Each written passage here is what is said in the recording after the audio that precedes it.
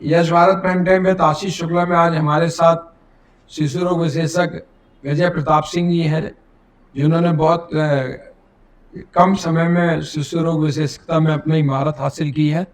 आज हम उनसे बच्चों के बीमारियों को लेकर बात करेंगे जो आपके लिए काफ़ी सार्थक होगी।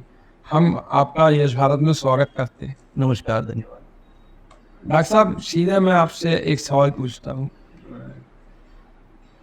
इलाज तो कई प्रकार के होते हैं और कई प्रकार के डॉक्टर होते हैं, लेकिन मेरी नज़रों में सबसे कठिन चिकित्सक शिशु रोग विशेषज्ञ होता है, क्योंकि आपको उस बच्चे का इलाज करना है जो अपनी बीमारी मुंह से नहीं कर पाए। तो इन चुनौतियों से कैसे आप करोगे सामना? अब आप कैसे समझते कि बच्चे को, क्योंकि मेरी भी जब बिटिया थी तो आप देखते थे, मेरे को मैंने वो बोले नहीं है, लेकिन दर्द है, वो कहाँ दर्द है वो आपको पकड़ना। जी, ये बड़ा अच्छा सवाल किया आपने और बड़ा कॉमन सवाल भी किया है। ये बातें कई बार मेरे को अपने रिलेटिव से सुनने को मिलती है, कई बार पेशेंट के जो पेरेंट्स हैं वो भी इस तरह की बात करते हैं। तो देखिए, शिशु रोग विशेषज्ञता एक अलग चीज़ है, बड़े और बच्चों में काफ़ी फ़र्क होता है। ये बात सही है कि बच्चे अपनी बीमारी के बारे में नहीं बता पाते, लेकिन हम लोगों की जो ट्रेनिंग होती है, हम लोग को जो पढ़ाया जाता है, सिखाया जाता है, और उसी को सीख करके, उसी को पढ़ करके हम अंदाज़ा लगाते हैं, एग्जामिन करके बच्चे को हिस्ट्री ले करके, और फिर निष्कर्ष पे पहुंचते हैं कि बच्चे को हो ना हो इस तरह की तकलीफ़ें हो सकती हैं। तो ये हमारे अध्ययन का पार्ट है जो हमको ये सिखाता है, इस काबिल बनाता है कि बिना बोले भी, बच्चे के बिना बताए भी हम रोग तक पहुँच पाते। इसी से जुड़ा हुआ एक और सवाल है, जैसे अपनी उम्र के लोग हैं, जो भी होश संभालने वाले व्यक्ति हैं किसी भी उम्र के, उनको बीमारी होती तो डॉक्टर कहते ब्लड टेस्ट करा दो, अभी पता चलेगा क्या है। आप लोग तो बच्चों के ब्लड टेस्ट के लिए बहुत बाद में जाते हैं। बिल्कुल सही। ये भी एक कठिन काम है कि आपको बिना ब्लड टेस्ट करे ये पता करने की इन्फेक्शन कहाँ है।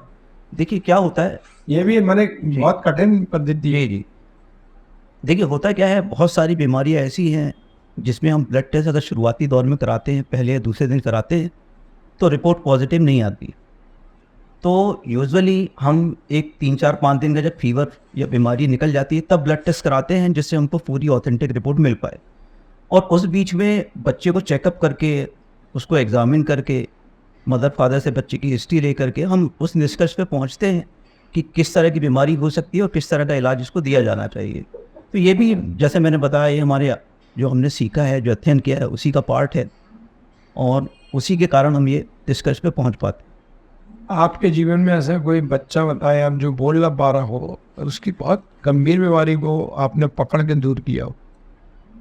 देखिए ऐसे तो कई सारे किस्से हैं। एक बच्चा था जो पैदा हुआ, उसकी मदर के 2 सिजेरियन हो चुके थे और दोनों बच्चे किसी वजह से एक्सपायर हो गए थे। तीसरा सिजेरियन हुआ और अनफॉर्चुनेटली बच्चा जो है 700 ग्राम का पैदा हुआ। तो उनके लिए वो लास्ट होप थी, क्योंकि उनका कहना था कि सर अगर ये नहीं बच पाया तो इसके बाद फिर हम बच्चा पैदा नहीं कर पाएंगे। तो उस बच्चे के लिए मैंने पूरी ताकत से, पूरी मेहनत से, पूरे जी जान से काम किया, और भगवान का आशीर्वाद है कि वो बच्चा बिल्कुल स्वस्थ निकला, और आज वो बच्चा 3-4 साल का है और फिजिकली और मेंटली बिल्कुल नॉर्मल। तो इस तरह के जब केसेस निकलते हैं तो बड़ी संतुष्टि मिलती है, बड़ी खुशी होती है। कई बार ऐसा भी होता है कि जो 9 महीने का एक समय काल होता है जी, गर्भ महिला का, जी, 7 महीने या 6.5 या 8 महीने में बच्चे होते हैं, तो कई बार जो चिकित्सक रहते हैं वो कहते नहीं हम इनको वेंटिलेटर में रख के जी, इनका जीवन तो बच जाएगा, लेकिन हम इनके दिमाग की जवाबदारी नहीं लेंगे। बिल्कुल सही। उससे आप कैसे बचे होंगे 700 ग्राम के बच्चे? देखिए होता क्या है, इसी से जुड़ा हुआ सवाल। जी, जो प्री मैच्योर बच्चे रहते हैं, जो एक्सट्रीमली प्री मैच्योर रहते हैं, जो 6वें-7वें महीने में पैदा हो जाते हैं, तो उनके शरीर के जो अंग हैं पूरी तरह विकसित नहीं हो पाते और ब्रेन भी पूरी तरह विकसित नहीं हो पाता है। तो ऐसे बच्चों में कई बार ब्रेन हेमरेज होता है, जो आगे चल कर के इनको हैंडीकैप बनाता है। पर अगर आप प्रॉपर ट्रीटमेंट कर रहे हो, प्रॉपर सुविधाएं उसको बच्चे को दे रहे हो और प्रॉपर ख्याल से उसका ट्रीटमेंट कर रहे हो, तो ये ब्रेन हेमरेज वगैरह को काफ़ी हद तक कम किया अगर जा सकता बच्चे को जो कॉमन ब्रेन नहीं होता वो डॉक्टर पकड़ नहीं पाता है, ऐसा माने क्या? है। नहीं, ब्रेन हेमरेज तो होता है। देखिए क्या होता है, कई बार जब हम सोनोग्राफी करवाते हैं प्रीमेच्योर बच्चों की, तो सोनोग्राफी में हमको हेमरेज दिखता है, लेकिन हेमरेज भी कई वैरायटी का होता है। एक माइल्ड वैरायटी का होता है, एक मॉडरेट का होता है, एक सीवियर वैरायटी का होता है। तो माइल्ड और मॉडरेट वैरायटी के जो हेमरेज होते हैं, ये अपने आप सेल्फ एब्जॉर्ब हो जाते हैं और आगे चल कर के भविष्य में दिक्कत नहीं करनी। जो कई बच्चे अपन देखते हैं मानसिक रूप से कमजोर है नहीं, तो उसमें यही माना जाता है कि ये कम उम्र में जो इनकी कम समय में बच्चा पैदा हुआ है, इसलिए इनको ये दो बातें होती हैं। एक तो बच्चा बहुत प्री मैच्योर हो तो ब्रेन का जो सर्कुलेशन है वो प्रॉपर नहीं हो पाता है, जिसके चलते कई बार ब्रेन हैमरेज जैसी स्थिति बनती है। और एक कंडीशन और होती है कि बच्चा जब पैदा हुआ तब प्रॉपर रोया नहीं। हाँ, और जब बच्चा प्रॉपर रोता नहीं है तो ब्रेन की तरफ ऑक्सीजन का सर्कुलेशन कम हो जाता आपने 700 ग्राम के बच्चे में ऐसा क्या देखा है कि आप भरोसेमंद थे कि मानसिक रूप से भी स्वस्थ निकले नहीं? है। देखिए, हमने उसको ट्रीट किया, वेंटिलेटर पर डाला, सब चीज़ें करी और उसका रेगुलर फॉलोअप में यूएसजी करवाते रहे। और एक जैसे मैंने बताया कि कई बार क्या होता है कि बच्चा प्रीमेच्योर बच्चा है, अगर सडन तेज आवाज़ भी कर देते हैं तो ब्रेन का सर्कुलेशन एकदम से बढ़ जाता है और ब्रेन हेमरेज करता है। इस तरह की कई सारी चीज़ें होती हैं।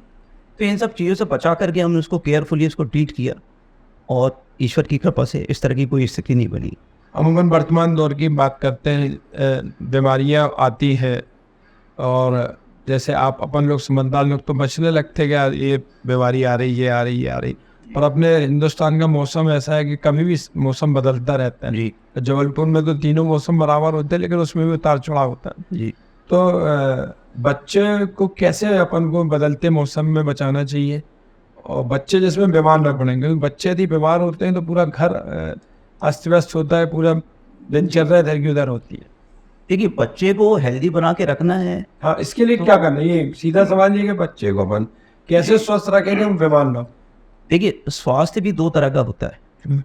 एक होता है शारीरिक स्वास्थ्य और एक होता है मानसिक स्वास्थ्य, फिजिकल हेल्थ और मेंटल हेल्थ। तो फिजिकल हेल्थ की अगर अपन बात करें तो फिजिकल हेल्थ का जो सबसे महत्वपूर्ण पार्ट है वो है खान पान। जी, तो फिजिकल हेल्थ डिपेंड करती है आपका खान पान कैसा है। आप बच्चे को अगर हेल्दी बना के रखना है तो मेरा ऐसा मानना है कि बच्चे को एक बैलेंस डाइट मिलना चाहिए, जिसमें कार्बोहाइड्रेट भी हो, प्रोटीन भी हो, फैट भी हो और मिनरल्स भी मिले, क्योंकि हर चीज़ का बॉडी में एक अपना इम्पॉर्टेंट काम है। और अनफॉर्चुनेटली जो हमारा जो इंडियन डाइट है उसमें प्रोटीन की मात्रा कम रहती है। अच्छा। तो हमको ये ध्यान रखना है कि प्रोटीन बहुत महत्वपूर्ण है बच्चों की ग्रोथ के लिए भी, और जो इम्यूनिटी के जो सब्सटेंस है वो प्रोटीन के द्वारा ही बनते हैं, जिससे रोग प्रतिरोधक क्षमता का विकास होता है। तो बच्चों को थोड़ा प्रोटीन डाइट पे अपने को आगे बढ़ाना है। ये प्रोटीन इनको मिलता है, दालों से मिलता है, सोयाबीन से मिलता है, मूंगफली से मिलता है, मिल्क से मिलता है, पनीर से मिलता है, और अगर एग चलता है घर में तो एग से भी मिलता है। तो अच्छा, दूसरी बात, एग का पूरा भाग खिलाना चाहिए वाइट में? देखिए, एग का जो वाइट पार्ट है उसमें प्रोटीन ज़्यादा होता है। अच्छा, दूसरी बात यह है, ये तो बात होगी खान पान की। एक चीज़ और देखने को मिलती है कि आजकल के बच्चे जो है मेंटली भी बहुत ज़्यादा हेल्दी नहीं है। जी जी, हाँ। मोबाइल और टीवी की वजह से आजकल इनकी जो मेंटल हेल्थ है वो भी काफ़ी बिगड़ गई है। बच्चों की 8 घंटे की नींद भी नहीं हो रही। मैंने देखा है सुबह उठ करके बच्चों के स्कूल भागना पड़ता है और देर रात तक ये टीवी या मोबाइल देखते मोबाइल रहते हैं। तो इससे भी बहुत हद एक तक बच्चे मान लो 6 साल का बच्चा है, जी 5 से 10 साल के बच्चे की बात करते हैं अपन, स्कूल जाने लगा, जी उसको कम से कम कितने घंटे सोना चाहिए? मिनिमम 8 घंटे की नींद सबके लिए जरूरी है, कंपलसरी। हम जैसे कई बच्चे 12 घंटे सोते हैं, 11 घंटे सोते नहीं, देखिए क्या है, 8 घंटे मिनिमम है, लेकिन बच्चे अगर 10-12, छोटा बच्चा है तो 10-12 घंटे भी सोए तो कोई इससे अच्छी प्रॉब्लम बात। नहीं। हाँ, अब बच्चों की बीमारी से रिलेटेड कई ऐसे भी मैंने उदाहरण देखे हैं कि जैसे पिता बीमार हो गया, जी तो पिता के जैसे वायरल फीवर वगैरह होता है तो बच्चों तक भी पहुंच जाता है। बिल्कुल सही। देखिए, बच्चों के और बड़ों के शरीर में थोड़ा अंतर होता है। जी, बच्चे जो है उनकी रोग प्रतिरोधक क्षमता उतनी नहीं होती, उतनी कैपेबिलिटी नहीं रहती जितनी बड़ों की रहती है। तो बच्चे जो है इन्फेक्शन को आसानी से कैच कर लेते हैं। जी, अब यदि घर में आपके कोई बीमार है, माता या पिता बीमार हैं या दादा या दादी बीमार हैं, और बच्चे अगर उनके कांटेक्ट में हैं तो मान लिए ये बच्चे वो इन्फेक्शन कैच कर सकते हैं, और ऐसा होता है। तो हमको ये करना है कि घर में अगर कोई बीमार है या आसपास पड़ोस में कोई बच्चा ही बीमार है तो अपने बच्चों को ऐसे बच्चों से, या हम बीमार हैं तो हमको अपने बच्चों से कुछ दिन के लिए दूरी बना के रखना चाहिए। तो बच्चे क्योंकि इन्फेक्शन बहुत जल्दी कैच करते हैं, कई बार बदलते मौसम में भी हम देखते हैं, बदलते मौसम में वायरस और बैक्टीरिया काफ़ी स्ट्रॉन्ग हो जाते हैं और बच्चे बहुत जल्दी गिरफ्त में आते हैं। तो हमको सावधानी ये रखनी है कि बच्चे एक्सट्रीम ऑफ टेम्परेचर से ना एक्सपोज हो। बहुत ठंडे मौसम से निकल के एकदम से गर्म में ना आए, बहुत गर्म से निकल के एकदम से ठंडे में ना आए। तो ये सब सावधानियां करके काफ़ी हद तक हम बच्चों को बीमार होने से बचा सकते हैं। कई बच्चों की, मैंने अधिकांश बच्चों की आदत देखी है चुंगा पीने की, ये क्यों बनती है? तो ये होता क्या है, जब बच्चे जब छोटे होते हैं और टीथिंग की प्रोसेस शुरू होती है, तो एक उनके गम्स में एक इरिटेशन सा या अनकंफर्टेबल फील करते हैं वो। तो कोशिश उनकी ये रहती है बच्चों की कि हर चीज़ को माउथ में डालने की कोशिश करते हैं, अब चाहे वो कोई चीज़ हो या फिंगर्स हो या थंब हो। तो इस तरह से वो धीरे धीरे उनकी हैबिट में आता है। लेकिन अगर टाइमली पेरेंट्स उसको देख करके इंटरवीन करते हैं तो धीरे धीरे वो हैबिट चली जाती है। ये सभी बच्चों में, सभी शिशुओं सभी में मैंने देखा है। सभी शिशुओं में होता है और टाइम के साथ ये चला भी जाता है। लेकिन कई बार अगर हम इसको अननोटिस छोड़ दें तो ये परसिस्ट भी करता है। अच्छा, ऐसा भी हमने सुना कि जैसे आप कोई बच्चा है किसी का बीमार पड़ना, तो बोले 4 साल बाद बीमार नहीं पड़ेगा, ऐसा क्या है? सच्चाई है क्या ये? क्या नहीं, देखिए क्या है, बहुत सारी चीज़ें ऐसी हैं जो उम्र के साथ कम होती है। बहुत सारी बीमारियाँ ऐसी हैं, जैसे आपने देखा होगा बहुत सारे बच्चों की तासीर ऐसी रहती है कि बहुत जल्दी इनको सर्दी खांसी शुरू हो जाती है। बहुत सारे बच्चे ऐसे रहते हैं जो बड़े सेंसिटिव रहते हैं, वेदर थोड़ा सा चेंज हुआ और सर्दी खांसी शुरू हो गई। तो ये जो टेंडेंसी है, जैसे जैसे बच्चे ग्रो करते हैं, एज बढ़ती है, शरीर की जो रोग प्रतिरोधक क्षमता भी बढ़ती है, तो फिर ये समय के साथ प्रॉब्लम धीरे धीरे कम होती जाती है। शिशु रोग विशेषज्ञ कितने उम्र तक के बच्चों का इलाज करते हम लोग यूजुअली पैदाइश से लेकर के 18 साल तक के बच्चों का इलाज करते हैं। तो माता पिता के लिए आप क्या कहना चाहेंगे कि उनके बदलता मौसम हो, चाहे परिवार में कोई आदमी बीमार हो, ऐसा क्या बचाव करना चाहिए कि बच्चा आपका बीमार ना हो? देखिए, माता पिता के लिए मेरा यही संदेश है कि पहली बात तो ये है कि घर में अगर कोई बीमार है या आप बीमार हैं तो कुछ दिन के लिए अपने बच्चों से दूरी बना के रखें, या एक बच्चा बीमार है तो दूसरे बच्चे को उससे थोड़ा डिस्टेंस बना करके रखें। या बहुत ज़रूरी है, मान लीजिए कि आप डिस्टेंस नहीं कवर बना सकते, मेंटेन नहीं कर सकते, तो कृपया करके मास्क वगैरह का इस्तेमाल करें। दूसरी बात, आसपास पड़ोस में कोई बच्चा बीमार है या कोई बुजुर्ग बीमार है तो अपने बच्चों को वहाँ जाने से रोकें। मैंने देखा है आजकल बहुत सारे बच्चे जो है स्कूल जाते हैं, वहाँ से इन्फेक्शन कैच करके आते हैं। तो पेरेंट्स को ये सलाह है कि बच्चा अगर आपका बीमार है, सर्दी खांसी हो रही है, किसी प्रकार की और शिकायत है, तो कुछ दिनों के लिए स्कूल ना भेजें, उसको रिकवर होने दे, क्योंकि ये बच्चा दूसरे बच्चों को, तो दूसरे बच्चों को भी ये रोग फैलने का डर रहेगा। तो अगर आप खुद के साथ ऐसा करेंगे और बाकी पेरेंट्स अपने साथ करेंगे तो काफ़ी हद तक ये बीमारी कम जाएगी। अच्छा, एक चीज़ और पूछते हैं आपसे बच्चों को लेके, कई बच्चों को दिल में छेद क्यों होता है? देखिए, अधिकांश बच्चों को मैंने देखा इसकी बहुत विश्व स्तर पर ऑपरेशन भी हो रहा है, कई कला मतलब बकायदा सिविल लगाते हैं बच्चों के हार्ट चेक हो रहा है। देखिए ये क्या कारण है? ये ऐसा बोलना चाहिए, थोड़ा इसमें जेनेटिक भी एक कारण होता है। आप देखते हैं आजकल पावानी संतान इतने बाद, एक तो जेनेटिक कारण है, दूसरा कई बार जब माँ प्रेग्नेंट होती है तो प्रेगनेंसी के पहले 3 महीने में जब हृदय का बनना शुरू होता है, उस दौरान माँ की अगर सेहत ठीक नहीं है या किसी तरह का इन्फेक्शन हो गया है तो भी ये हार्ट के जो छेद हैं ये बंद नहीं हो पाते और ये ऐसे ही रह जाते। लेकिन मैं बताना चाहूँगा, हार्ट के अगर छेद हैं तो इनका आज के ज़माने में बड़ा सफल और ऐसे बच्चे को नॉर्मल लाइफ जीते हैं। यदि जनरल दिमाग में आए कि मैं ये थोड़ा कॉमन डिफेक्ट है, लेकिन अच्छी बात यह है कि इसका इलाज भी बहुत सफलतापूर्वक से और सब जगह आजकल होने लगा है। अच्छा, जो बच्चे मैंने बच्चे तो सब बराबर होते, लेकिन लड़के और लड़कियों में जो बीमारी का औसत आप देखते होंगे बच्चों में, उसमें लड़के ज़्यादा बीमार होते हैं कि लड़के?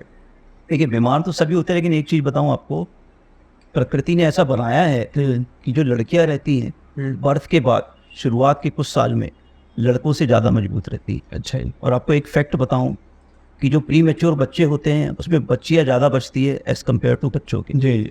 तो प्रकृति ने ऐसा बनाया है कि शुरुआती सालों में जो बच्चियाँ हैं हमारी, वो शारीरिक रूप से ज़्यादा मजबूत हो। डॉक्टर साहब, ऐसा कोई सवाल जो मैं ना पूछ पाया? नहीं, मुझे लगता है आपने सब कवर किया है। और बस एक ही संदेश देना चाहूँगा पेरेंट्स को अपनी तरफ से कि देखिए, बच्चों में बीमारियों को बढ़ने में देर नहीं लगती। बच्चों में इतनी शारीरिक क्षमता होती नहीं है, तो कई बार हम बच्चों की सेहत ख़राब रहती है, उसको इग्नोर करते जाते हैं और फिर आगे चल के वो प्रॉब्लम करती है। बहुत सारे बच्चे ऐसे आते हैं मेरे पास कि माँ बाप बताते हैं कि 4-5 दिन से बच्चे को सर्दी खांसी बुखार है और उन्होंने दिखाया नहीं, अपने मन से ही कोई दवाई दे दी केमिस्ट से ख़रीद के, और फिर जब चीज़ें बढ़ जाती हैं तो फिर हमारे पास लेकर के आते हैं। तो उस समय फिर ऐसी स्थिति बन जाती है कि बच्चे को एडमिट करके इलाज करना पड़ता है। तो मेरा ऐसा मानना है कि बच्चों के मामले में आपको डॉक्टर ना बने और डॉक्टरी सलाह ज़रूर लें, कि बच्चों में चीज़ें बिगड़ते देर नहीं लगती। ये थे हमारे साथ शिशु रोग से डॉक्टर विजय प्रताप सिंह जी। डॉक्टर साहब से हम फिर अगली बार किसी बच्चों की विशेष बीमारी को लेकर रूबरू होंगे। नमस्कार। नमस्कार।